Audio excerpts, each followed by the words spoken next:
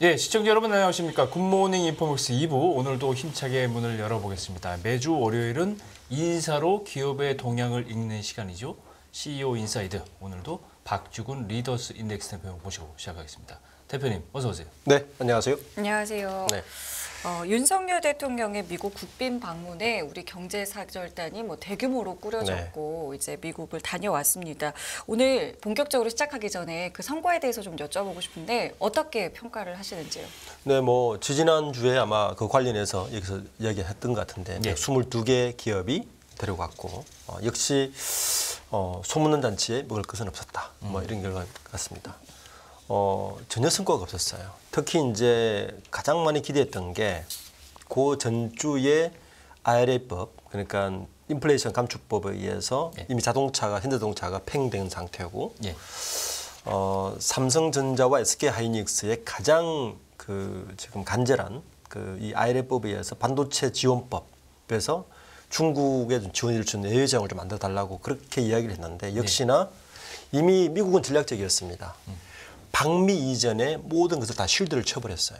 네. 잘 보시면 반도체 같은 경우는 이미 파이낸셜 타임스를 통해서 미국의 마이크론이 중국에 팔지 못하면 너희들도 팔지 말아라고 쉴드를 쳐버린 그 말을 한 상태에서 협상 여지가 줄여버렸죠. 그렇군요. 자동차 같은 경우도 그 전주에 발표할 때 이미 일본과 독일의 폭스바겐은 예외를 만들고 한 상태에서 네.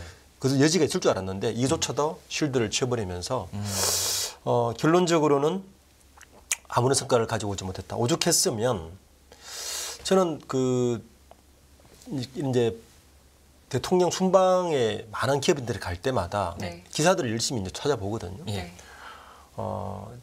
생각해 보면 윤석열 대통령이 작년에 UAE를 방문했을 때 예.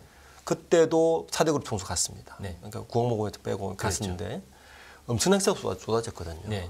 그때 보면 사진도 계속 나오고 기사도 굉장히 나왔는데 지난달에 일본 방문 그리고 지난달에 그 미국 방문 순방에서는 기사가 없어요.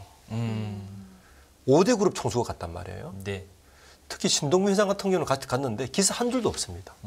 예.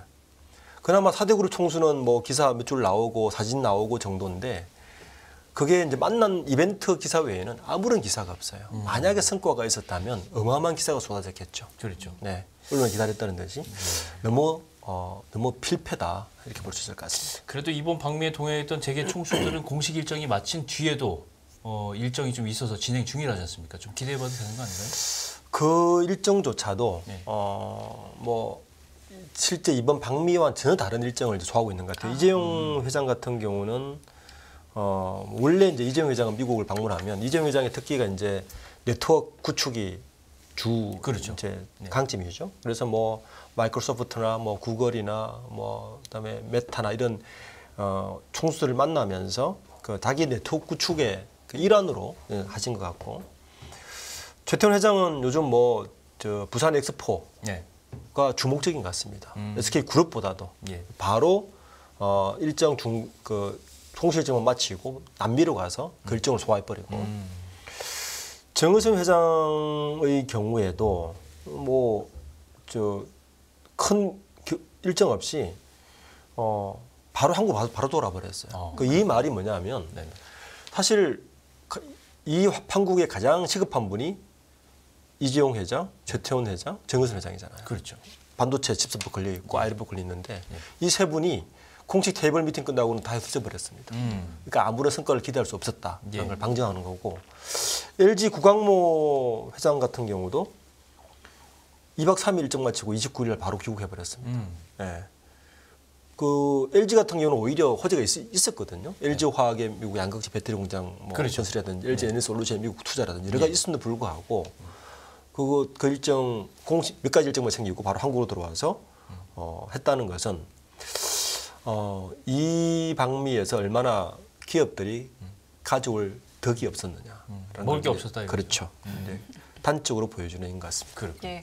그럼에도 아예 없었다라고 하기에는 이제 보니까 기업들이 이번에 이제 경제 사절단으로 동행한 기업들이 그래도 뭐 네트워크 구축 정도는 이제 성과로 꼽았다고 하는데 그럼 이거는 또 어떻게 좀 보고 계세요? 저는 이 기사 보고 네. 굉장히 실망했습니다. 그래요?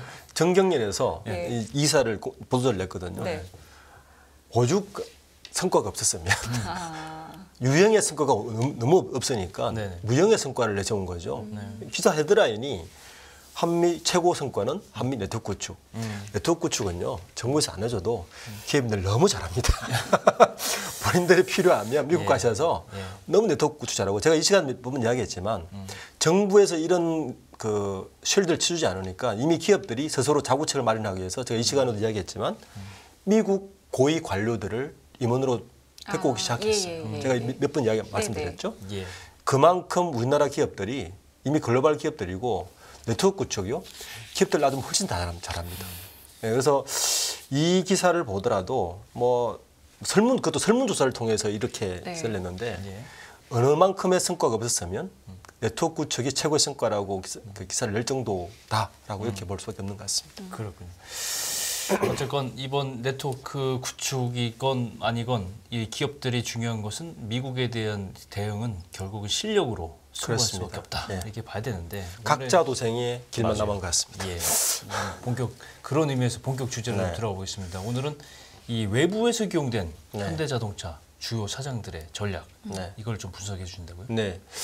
정의선 회장의 체제로 2018년, 19년부터 이제 현대차가 완전히 개편됐지 않습니까? 예. 이제 거의 그 조직 개편이 마무리되었다라고 볼 수 있는 된 것 같아서 제가 한번 소개를 해드리려고 그러는데 예. 1분 현대차 실적이 굉장히 좋아요. 예. 그러니까 사장 처음으로 국내 그 기업 중에서 영업이익 1위를 차지했습니다.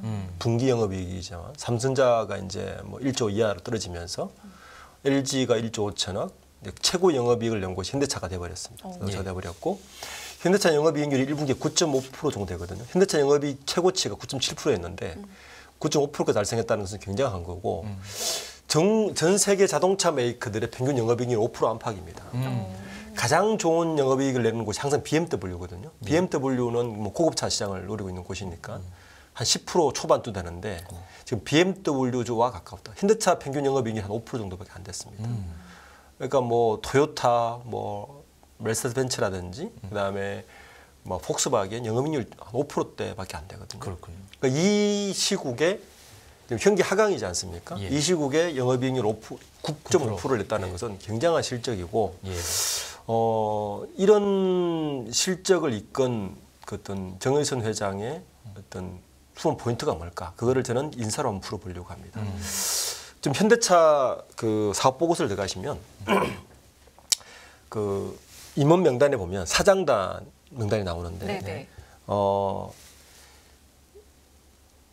등기 임원 빼고 미등기 임원의 사장단을 상위 5명을 보면 네. 지금 보시면 김걸 사장, 기조실장이죠. 김걸 사장은 현대자동차의 핵심 키맨입니다.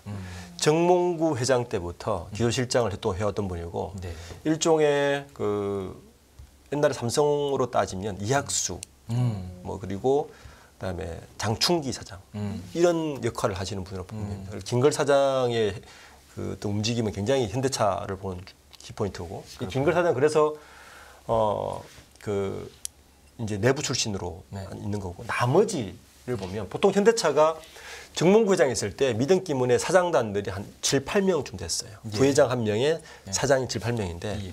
확 줄였죠. 지금 5명으로 주지 않습니까? 네네. 그냥 반 정도 줄인 거 보고 그 줄인 것에도 보면 김걸 사장을 뺀 나머지 호세 무뉴스, 신재원, 송창현, 루크 동커블케 네. 모두 외부에서 스카우트 업무님들입니다.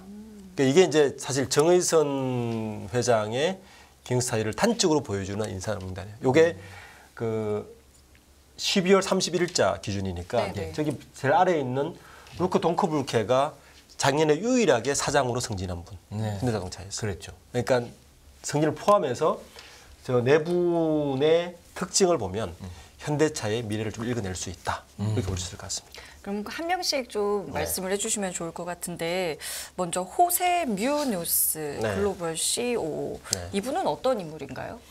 영업통이죠.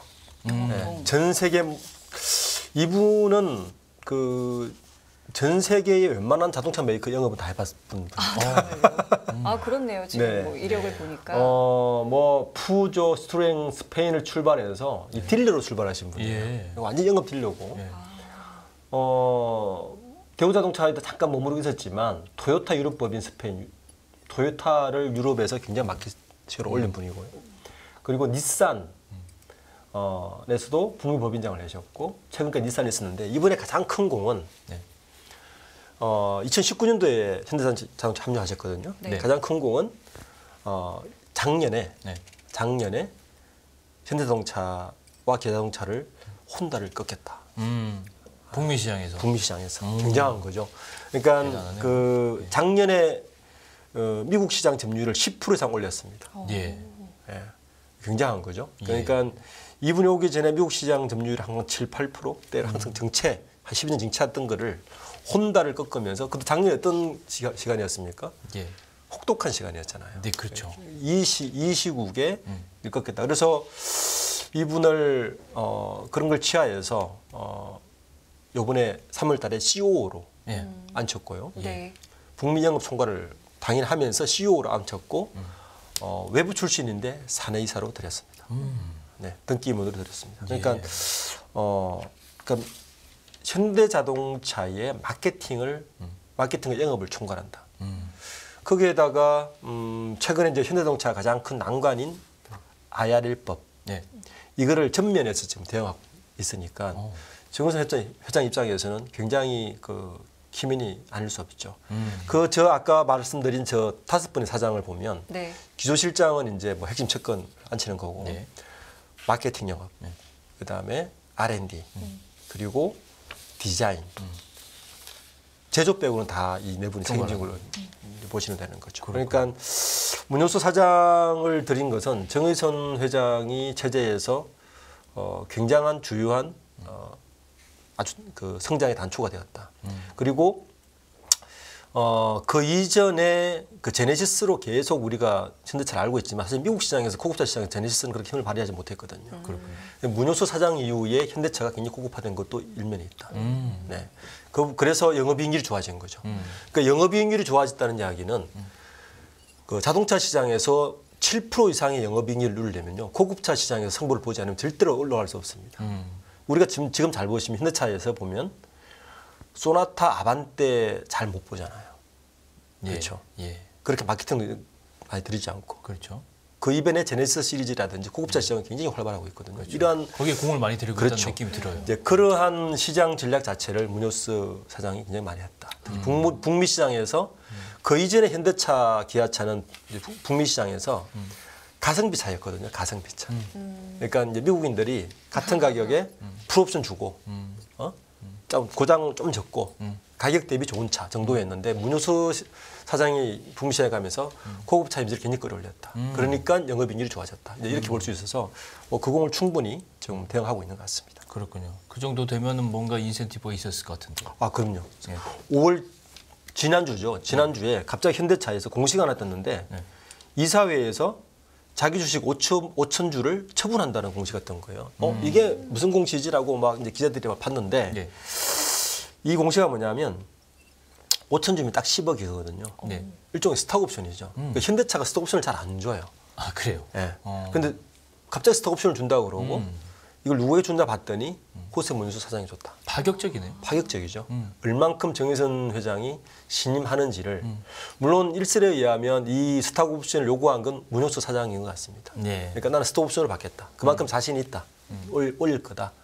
그러니까 그 줄 때 현대차 한 주가 한 20만 원 정도니까 19만 1,700원이니까 한 10억 정도를 네. 그 스톡 옵션으로 준 거죠. 그러니까 3월 달에 이 문수 사장을 CEO로 앉히고 등기사로 드리고 그리고 바로 5월 달에 스톡 옵션까지. 사실 상황을 보면 미국 북미 시장이 안 좋아요. 네. IRA법에 다 제외됐죠. 그렇죠. 어떻게 보면 질책을 할 수 있는데 불구하고 이걸 줬다는 것은 호세 무뇨스 사장에게 이 IR법에 대한 진두지휘권 좀 아끼고 뭔가 돌파구를 이렇게 찾아보겠다 하는 것도 읽히는 부분입니다. 예. 자, 그럼 이번에는 신재원 사장에 대해서 이야기를 해보겠습니다. 이분은 어떤 좀 전략을 갖고 있는 인물일까요? 정의선 회장이 이 3년 전에 모빌리티 솔루션, 이제 현대차의 기치를 예. 자동차 회사가 아니라 우리는 모빌리티 솔루션의 서비스 회사라고 하겠다라고 모토를 바꾼 핵심 인물 중에 한 분이라 봐야 됩니다. 예. 그러니까 UAM, 그 Urban Air Mobility, 도심 항공교통 책임자로 왔는데 이분은 원래 나사 출신이죠. 나사에 있던 분 중에 어느 정도 부르냐면 나사의 3인자입니다. 이게 뭐냐면 워싱턴 본부 항공연구개발 총괄본부장까지 올랐으니까 이게 동양인 최초예요. 나사에서 이 정도 올라갔다는 건 동양인 최초고 연구와 안전 부분의 베테랑 전문가입니다. 미국 정부에서 놓치기 싫을 정도의 분이었는데 정의 회장이 상고초려를 모시고 온 분입니다. 네. 네, 그만큼 중요한 분이고 이분이 현대차에서 역할은 말 그대로 모빌리티 솔루션 기업으로 변모하기 위해서는 반드시 필요한 게 항공이다. 그 UAM이다. 네. UAM을 총괄하고 계시고 우리가 그 이제 보통 자동차 회사가 UAM을 한다는 거는 그냥 자동차의 대체제 정도로 생각할 수도 있잖아요. 네. 네. 뭐 자동차 다음은 뭐 다른 예, 차 예. 정부상은 그런 개념이 아니고 UAM은 요 다음에 소개할 그 사장 분하고 사실은 송창현 사장하고 같이 연결해서 봐야 되는데 현대자동차가 자동차 제조 기업에서 네. 일종의 운송 플랫폼 기업으로 가는 핵심 역할을 이 두 분이 하고 있습니다. 예. 그러니까 UAM과 소프트웨어 플랫폼 합체적이 가능하거든요. 예. 그러니까 그리고 현대차가 로보틱스도 인수하지 않았습니까? 그렇죠. 이 세 개가 사실 같은 맥락이에요. 아. 그러니까 움직이는 고 이동하고 배달하고 모든 솔루션과 플랫폼을 우리가 장악하겠다는 의지로 봐야 됩니다. 그러니까 신재원 사장의 저 비전은 목표 시점을 재밌게도 2028년으로 두고 있어요. 얼마 상용화 안 보시점을. 남았네요. 네. 예. 사실은 이미 나오고 더 나왔는데 예. 이유가 딱 두 가지 있습니다. 신재원 사장이 하는 얘기가 그 중요한 게 예. 지금도 상품 낼 수 있다. 근데 안 낸다. 왜? 두 가지 이유 때문이다. 예. 그러니까 UAM 나르는 자동차가 예. 일부 특권층에게 가서는 안 된다. 굉장히 비싼 가격에 나와야 되기 때문에 하나 20만 불, 30만 불짜리니까. 비싸군요. 예. 비싼 가격으로 와서 상용화, 그러니까 법용화되기 어려운 시장으로 접근하지 않겠다. 지금 타이밍을 기다리고 있다. 두 번째 이유는 이분이 나사에서 안전 담당이었습니다. 그렇군요. 이분의 철학이 뭐냐면 항공기가 이렇게 법용화될 수 있었던 가장 큰 이유 중에 하나는 예. 안전 문제에 대한 허들을 넘기 때문이다. 그렇죠. 지금 우리가 건물에 엘리베이터 쉽게 타잖아요. 예. 누구나. 엘리베이터 처음 나왔을 때 아무도 안 탔습니다. 쉽게 과연 안전할까? 떨어지지 않을까? 그렇지 않았겠어요? 예. 그렇죠. 그러니까 모든 운송수단은 이 허들을 넘어야 되거든요. 안전성. 안전성. 그러니까 이 두 가지를 확보하는 시점을 본인은 2028년 주로 보고 있다. 특히 한국의 배터리의 기술, 현대자동차의 제조 기술. 사실 이 두 가지를 보고 그 많은 구애를 뿌리치고 현대자동차로 왔답니다. 예, 여기서는 UAM을 자기 생각으로 달성할 수 있겠다. 그래서 현대자동차의 UAM은 단순히 자동차에서 나르는 자동차로 가는 정도의 수준이 아니고 일종의 그 교통 혁신과 운송 플랫폼의 새로운 그림을 기대해도 좋을 것 같은 그런 역할을 맡고 있는 게 바로 이 신재원 사장입니다. UAM 이게 지금 나르는 자동차라고 표현을 했는데 네. 이게 저는 상상이 잘 안 돼요. 저도요. 물론 약간 미래지향적인 영화에서 보면 나오긴 하잖아요. 봤어요. 그죠? 네. 건물 높이 3층에서 나는 자동차, 5층에 10층에서 그렇죠. 나는 자동차가 네. 막 교차하는데 네. 이거 하려면 정말 도시 자체가 변화해야 되고 그렇죠. 말씀하신 대로 가격이 좀 일단 저렴해야 되고 네. 근데 이게 상용화 목표 시점이 2028년이 깜짝 놀랐어요. 저는 지금 5년 안에 이거를 안정성과 이건 아마 시스템을 그 현재 구현할 수 국토교통부하고 있을까? 몇몇 그룹에서 같이 움직일 겁니다. 말 그대로 도시의 인프라 자체가 바뀌게 되잖아요. 그렇죠. 예. 기존의 자동차와 어떻게 차별할 것이며 뭐 이런 여러 가지가 있어서 그래서 아마 차근차근히 이게 상용화 준비를 하고 있고 그쯤 되면 그러니까 우리가 보통 자동차라는 게 접근성이 보통 이렇게 접근하거든요. 자동차가 어느 정도 수준의 가격이면 많이 팔릴까? 보통 그 나라의 대졸, 대기업, 신입사원, 초임 연봉의 가격이면 가격 접근성은 허용된다 그러거든요. 그러니까 대졸 신입사원의 대졸 초임 연봉을 예. 맞추는 거죠. 예. 그러니까 UAM도 그 정도까지 내려가지는 않겠지만 어쨌든 일반인이 접근 가능하도록 쉽게 접근 가능하도록 가져가는 인프라까지 합친 게 2028년. 멀지 않았습니다. 아까 뭐 20만 불, 30만 불 지금은 그 정도 그렇죠. 가격이면 접근이 불가능하죠. 뭐 없죠. 예. 못하죠. 그런데 이제 지금 배터리 기술이나 여러 기술을 보면 한 제네시스급까지 내려오면 충분히 접근하지 않을까. 까지 지금 꿈꾸고 있는 것 같습니다. 그렇군요. 그럼 조금 전에 이제 같이 좀 연계해서 봐야 되는 네. 인물로 송창현 사장을 네. 꼽았는데 이분은 어떤 인물일까요? 이분은 사실은 아까 앞에 소개한 두 분보다 훨씬 더 파격적인 조치를 더 해준 파격적인 더 파격적인. 예. 왜냐하면 예. 이분 이력은 더 특이해요. 보시면 뭐 그 송창현 사장 같은 경우는 68년생인데 일단 엔지니어 출신이시네요. 저 빅테크 기업은 다 거쳤습니다. 예. HP, MS, 애플, 네이버까지. 예. 빅기업 다 거쳤고 네이버의 랩스 대표를 한 2년 정도 하시고 2020년에 2월에 코드 42라는 걸로 사실은 독립을 했어요. 저 회사 독립할 때 네이버 랩스에서 굉장히 많이 따라갔습니다. 실제로 저 비전을 보고 네. 이분이 꿈꾸는 게 자율주행차입니다. 어. 완벽한 자율주행 시스템 만드는 겁니다. 예. 그래서 아까 앞에 이야기했던 신재원 사장의 플랫폼과 이분이 있어야 이게 그림이 되는 거예요. 그렇군요. 네. 이분이 왜 파격적이냐? 이분이 가지고 있는 원래 포티디 42닷 대표로 돼 있었는데 예. 이거를 정의선 회장이 투자를 했어요. 그리고 지난달에 다시 1조를 유상증자를 했습니다. 어이쿠. 그런데 보통 투자를 하면 회사를 먹어야 될 거 아니에요. 그렇죠. 예, 예. 그렇게 하지 않고 정의선 회장이 왜 파격적이었느냐? 예. 당신 그 대표도 하고 우리 사장도 해. 포티다 대표도 하고 포티투다 대표도 하고 이거도 하고 지금도 그러면 겸직을 그렇게 겸직하고 해준 있는 건가요? 모셔오기 위해서 그 정도 그 정도 배려를 해준 거잖아요, 이제. 파격이면 가장 혁신이고 저는 이번 1월 달에 현대자동차 우리 보통 회사 신년회 하잖아요. 예. 신년회 때 정의 회장이 4명의 사장을 데리고 앉아서 토크를 합니다. 네. 뭐 당연히 정혜선 회장이 앉아 있고 예. 왼쪽에 CTO인 박정국 사장이 앉아 있고 오른쪽에 현재 그 장재원 사장, 정재원 사장이 앉아 있고 현대자동차 대표 그리고 데리고 나오신 분이 바로 이분입니다. 그러니까 그 지난달에 1조 투자하면서 송창현 사장에 대한 신임을 다시 한번 드러낸 것 같고요. 요즘 그 정의선 회장이 가장 많이 데리고 다니는 분이 바로 송창현 사장입니다. 그렇군요. 그럼 무조건 자율주행을 일단 가장 포커스를 자율주행은 목적이긴 한데 네. 정의선 회장이 왜 송창현 사장을 이렇게 많이 총애를 하느냐? 네. 현대자동차라는 기업을 하드웨어 기업에서 소프트웨어 기업으로 움직이고 있습니다. 굉장히 큰 그림이죠. 그래서 현대자동차 내에서는 TAAS라는 타스라는 본부장을 역할을 맡고 있는 이 타스가 뭐냐?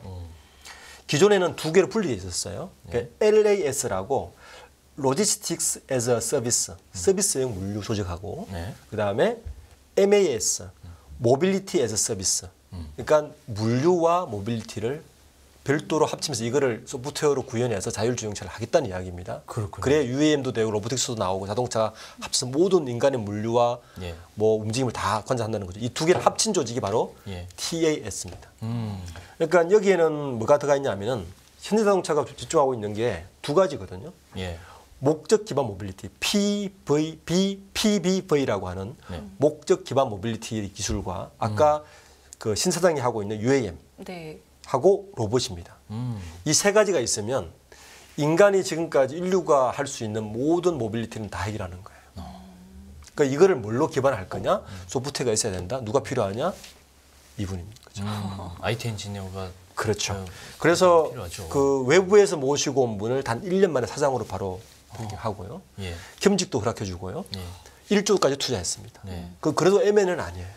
음. 그러니까 네 마음대로 해봐라는 겁니다. 음. 다 해줄 테니 대신 이거를 우리 현대차화 하자는 겁니다. 딴 데 가지 말라는 거죠. 예. 그 정도 기술을 갖고 있다는 이야기고 왜 정의선 회장이 송창현 사장을 이토록 총애하고 많이 자기가 다니는 모든 곳 대부분 송창현 사장을 데리고 다니고 네. 심지어는 그 현대자동차의 R&D 조직이 네. 3분 바뀌었거든요. 네. 지난 4월달에 또 온포인트 인사를 했습니다. 4월 25일 날 갑자기. 네.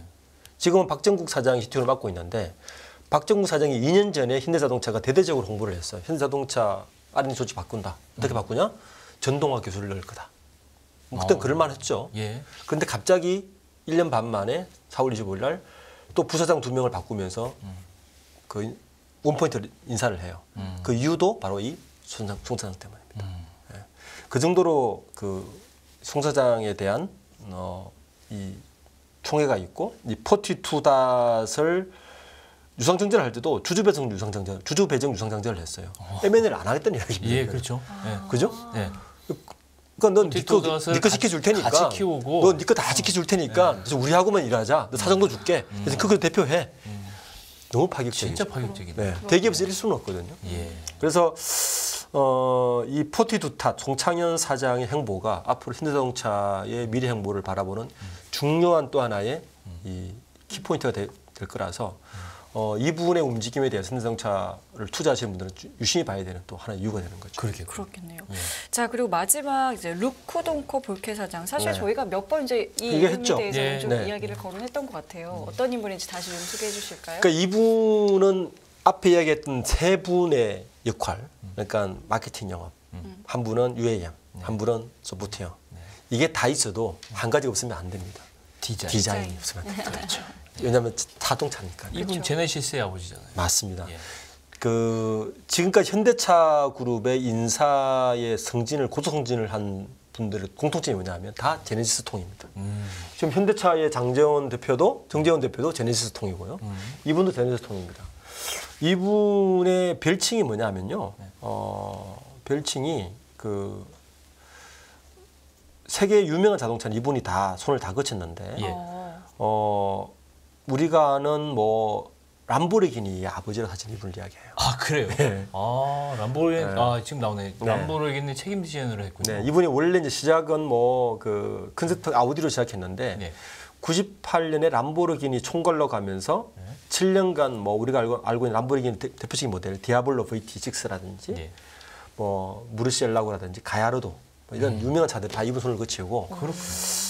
최근에 뭐 K8이나 K 시리즈 보면 예. 그 흔적이 조금 나오죠. 아. 그런 흔적들이 예. 좀 스포티 흔적들은 이분 흔적이 나오고 어쨌든 뭐 이분을 많이 소개했기 때문에 한국에 오면서 제네시스 패밀리를 룩을 만들면서 확실히 제네시스를 그 수준을 높였고 그 덕분에 아까 초도에 말씀드린 대로 고급차가 팔려야 자동차 기업들은 영업이익률이 높다. 영업이익률이 9% 이상 올린 장본인을 할 수 있죠. 그렇군요. 그러니까 거기에다가 이제 아까 이야기했던 정현선 회장이 추구하는 이 모든 전략들의 또 하나는 디자인이 바탕되지 않으면 불안하기 때문에 그까지 해서 이 네 분의 아까 이제 설명드린 각각을 보면 아 정의선 회장이 꿈꾸는 현대차가 어디로 갈 것이냐를 이제 대충 알 수가 있는 거죠. 그렇군요.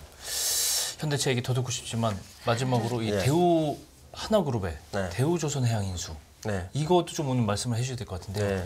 결국 2000년 이후에 이제 대우그룹 해체 이후에 이제 대우조선해양이 주인을 찾았어요. 네. 이게 앞으로 해결 과제가 많을 것 같은데 이걸 좀 설명해 주시죠. 그렇죠. 뭐 2대에 걸쳐서 대우조선해양을 인수하려고 김성호 회장도 어떻게 노력했는데 그 인수한 목적은 딱 두 가지입니다. 예. 첫 번째, 한국의 로켓 마틴을 꿈꾼다. 그러니까 육군 공군은 다 했거든요. 네. 그러니까 하나가 에어로스페이스도 가지고 있고 다 있는데 남아 있는 게 바다가 없다. 바다. 예. 특히 대우조선해양의 가장 강점은 군사선입니다. 잠수함도 가지고 있고 그렇죠. 구축함 다 가지고 있거든요. 그렇죠. 그러니까 이거에 대한 욕심이 첫 번째였다. 두 번째는 김동관 부회장이 꿈꾸는 친환경 사업 중에 핵심이 뭐냐면 LNG입니다. 태양광과 LNG, LNG를 줘야만이 그린 에너지의 발판을 삼을 수 있거든요. 근데 그 LNG 선에 강한 것 중에 하나가 또 대우조선해양이다. 예. 그래서 하나그룹 입장에서 봤을 때는 이 두 가지를 가진 것은 굉장히 덕이 많을 것이다. 그래서 뭐 투자 이제 이번 달에 이제 나머지 2조 원을 이제 넣어야 이제 마무리가 되는데 예. 이제 해결 과제는 두 가지죠. 뭐 우리가 작년에 기억하겠지만 대우조선해양이 용접 공급이 스스로 감옥을 만들면서 왜 노사분규했던 그 대우조선해양이었거든요. 예. 그러니까 지금 노사 갈등을 어떻게 해결할 것이냐. 그러니까 하나그룹 입장에서는 뭐 몇 번 뵀더니 대우조선 회양의 임금이 워낙 좀 낮아가지고 딴 데 비해서 그 문제 되지 않는다고 하는데 문제는 제가 초대 말씀드렸듯이 군수선. 그러니까 하나가 욕심내는 건 군수선과 LNG인데 이 외의 선들 우리가 많은 벌크선이라든지 이런 쪽에 있는 사업을 어떻게 할 것이냐.